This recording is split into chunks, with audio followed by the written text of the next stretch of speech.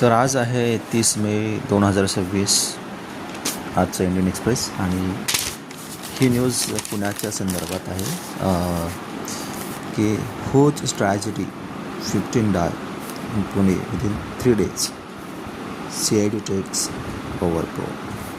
काय झालेलं आहे की पुण्यामध्ये बरं का 15 लोक मेले तीन दिवसाच्या आतमध्ये.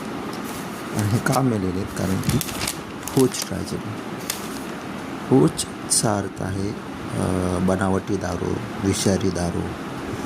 म्हणजे जे लोक दारू पितात म्हणजे नाही का हातभट्टी वगैरे अशा बनवलेल्या असतात, तर ती दारू पिल्यामुळे 15 लोक मेलेली आहेत. आणि ॲक्च्युली काय असतं, दारू म्हणजे इथेनॉल असतं.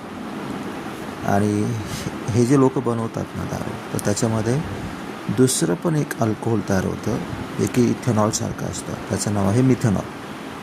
मिथेनॉल आणि इथेनॉल दोन्ही पण जवळपास सेम असतं. म्हणजे आपण त्याच्यामध्ये आयडेंटिफाय नाही सांगू शकत हे मिथेनॉल इथेनॉल दोन्ही मिक्स पण होतं. तर याच्यामध्ये एक अशी न्यूज आहे, मी TV ला पाहिली की तो जो व्यक्ती होता जो दारू विकायचा, तर त्याने ते दारूमध्ये मिथेनॉल मिक्स केलं होतं. इथेनॉल हे थोडंसं कॉस्टली असतं आणि मिथेनॉल त्याच्यापेक्षा खूप चीप स्वस्त असतं. तर हे जे लोक असतात त्यांना काही माहिती नसतं केमिकल्स वगैरे. त्यांना दारू म्हटलं दारू, मिथेनॉल काय फरक पडतो, दोन्ही सेम आहे, हे स्वस्त आहे. जसं दुधामध्ये पाणी टाकल्यावर काही फरक पडणार आहे आणि होऊन जातं, मिक्स होतं, कळत नाही. तसं त्या प्रकारे त्याने टाकलं आणि दिलं.